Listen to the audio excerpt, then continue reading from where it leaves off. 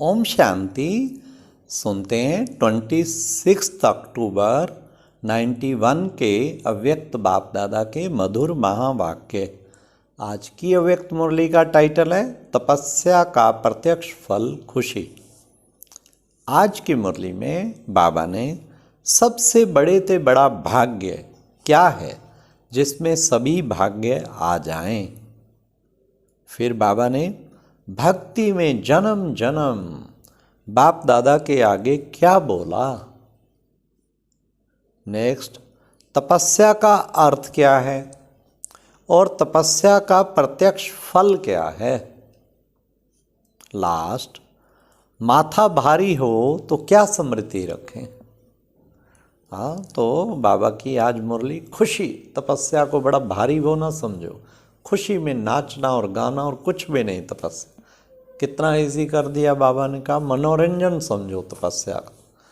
हाँ, और सचमुच इसको मनोरंजन समझेंगे तो बहुत अच्छा योग लगेगा। तो अच्छा, चलो सुनते हैं 26 अक्टूबर 91 की मुरली, तपस्या का प्रत्यक्ष फल खुशी। आज बाप दादा अपने सर्व तपस्वी राज बच्चों को देख रहे हैं। तपस्वी भी हो, राज अधिकारी भी हो, इसलिए तपस्वी राज हो। तपस्या अर्थात राज अधिकारी बनना। तपस्या राजा बनाती है तो सभी राजा बने होना। तपस्या का बल क्या फल देता है? अधीन से अधिकारी अर्थात राजा बना देता है। इसलिए गायन भी है कि तपस्या से राज्य भाग्य प्राप्त होता है ना। एक गायन है ना, तपो राजा राजो नरक, तुमने कोई तप किया जो राज मिला है, और राज प्राप्ति फिर नार की। तपस्या से राज भाग प्राप्त होता है। तो भाग्य कितना श्रेष्ठ है, ऐसा भाग्य सारे कल्प में किसी को भी प्राप्त नहीं हो सकता। तो बाबा ने कितना सुंदर कहा, इतना बड़ा भाग्य है जो भाग्य विधाता को अपना बना दिया। एक एक भाग्य अलग मांगने की आवश्यकता नहीं है। हाँ, कभी कुछ मांगे कभी कुछ नहीं। भाग्य विधाता से सर्व भाग्य वर्षे में ले लिया है। वर्षा कभी मांगा नहीं जाता है, सर्व भाग्य भाग्य विधाता ने स्वयं ही दे दिया है। तपस्या अर्थात आत्मा कहती है मैं तेरी तू मेरा, इसको ही तपस्या कहा जाता है। इसी तपस्या के बल से भाग्य विधाता को अपना बना दिया है। भाग्य विधाता बाप भी कहते हैं मैं तेरा, तो कितना श्रेष्ठ भाग्य हो गया। भाग्य के साथ साथ स्वराज्य अभी मिला है ना। कितना बड़ा स्वराज्य मिला है हम बच्चों को। भविष्य विश्व का राज्य स्वराज्य का ही आधार है। ये भविष्य विश्व का राज्य स्वराज्य का ही आधार है। इसलिए तपस्वी राज हो। बाप दादा को भी अपने हरेक राज्य अधिकारी बच्चे को देख हर्ष होता है। भक्ति में अनेक जन्मों में बाप दादा के आगे क्या बोला याद है या भूल गए हो? बार बार अपने को मैं गुलाम ही बोला। मैं गुलाम तेरा।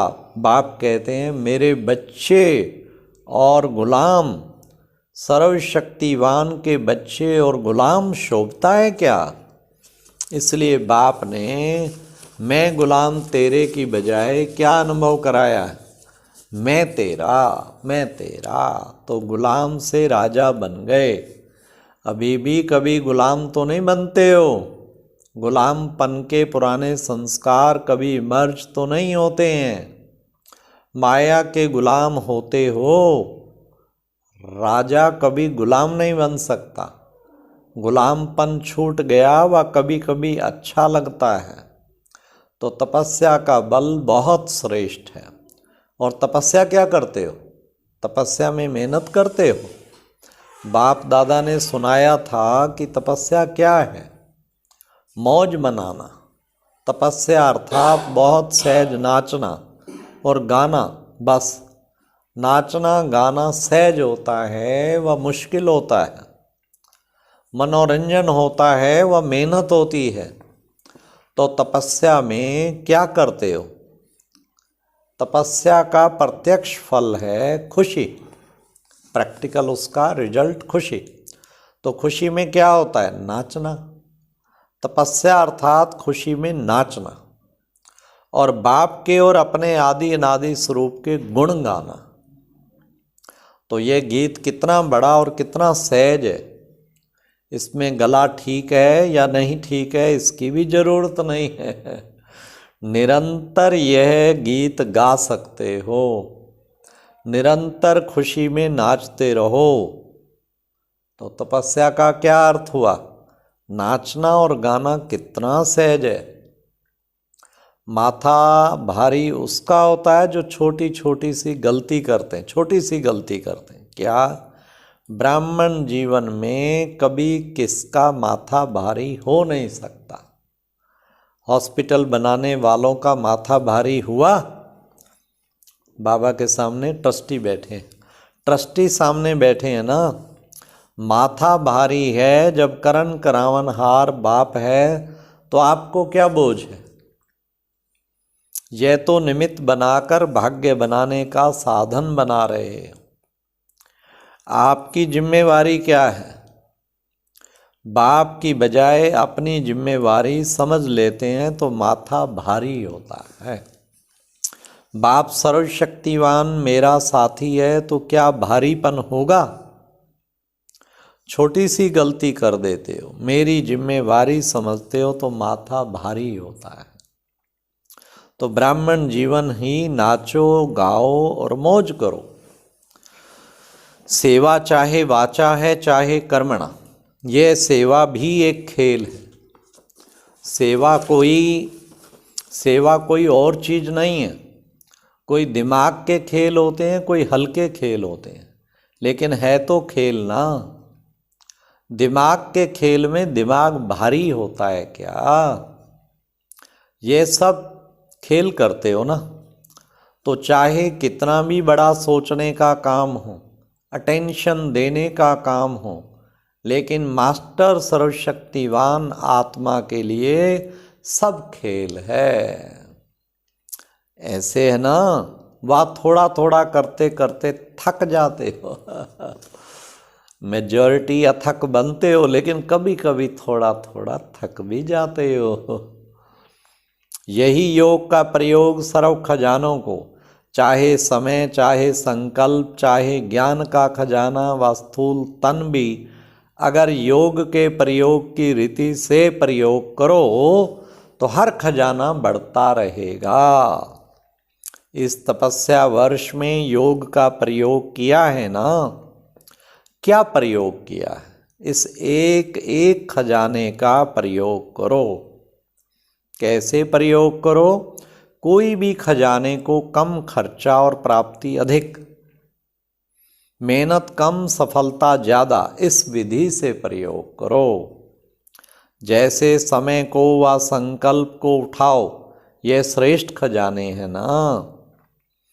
तो संकल्प का खर्च कम हो लेकिन प्राप्ति ज़्यादा। जो साधारण व्यक्ति 2-4 मिनट संकल्प चलाने के बाद, सोचने के बाद सफलता या प्राप्ति कर सकता है, वह आप 1-2 सेकंड में भी कर सकते हो। जिसको साकार में भी ब्रह्मा बाप कहते थे, कम खर्चा बाला नशीन। खर्च कम करो लेकिन प्राप्ति 100 गुना हो। इससे क्या होगा? जो बचत होगी, चाहे समय की चाहे संकल्प की, तो बचत को औरों की सेवा में लगा सकेंगे। दान पुण्य कौन कर सकता है? जिसको धन की बचत होती है। अगर अपने प्रति लगाने जितना ही कमाया और खाया तो दान पुण्य कर नहीं सकोगे। योग का प्रयोग यही है। कम समय में रिजल्ट ज़्यादा, कम संकल्प से अनुभूति ज़्यादा हो, तभी हर खजाना औरों के प्रति यूज कर सकेंगे। ऐसे ही वाणी और कर्म, कम खर्चा और सफलता ज़्यादा, तभी कमाल गाई जाती है। बाप दादा ने कमाल किया ना।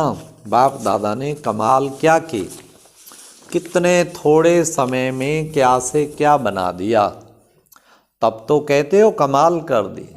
एक का पदम गुणा प्राप्ति का अनुभव करते हो, तब कहते हो कमाल कर दिया। एक गीत नहीं है, बाबा आपने कमाल कर दिया। जैसे बाप दादा का खजाना प्राप्ति और अनुभूति ज़्यादा कराता है, ऐसे आप सब भी योग का प्रयोग करो। सिर्फ ये गीत नहीं है कि बाबा आपने कमाल हो, बाबा ने भी गीत सुनाया। सिर्फ ये गीत नहीं है, बाबा आपने कमाल कर दिया, मेरा जीवन माला माल कर दिया। आप भी तो कमाल करने वाले हो ना, करते भी हो, लेकिन तपस्या के चलते हुए समय में मेजॉरिटी की रिजल्ट क्या देखी।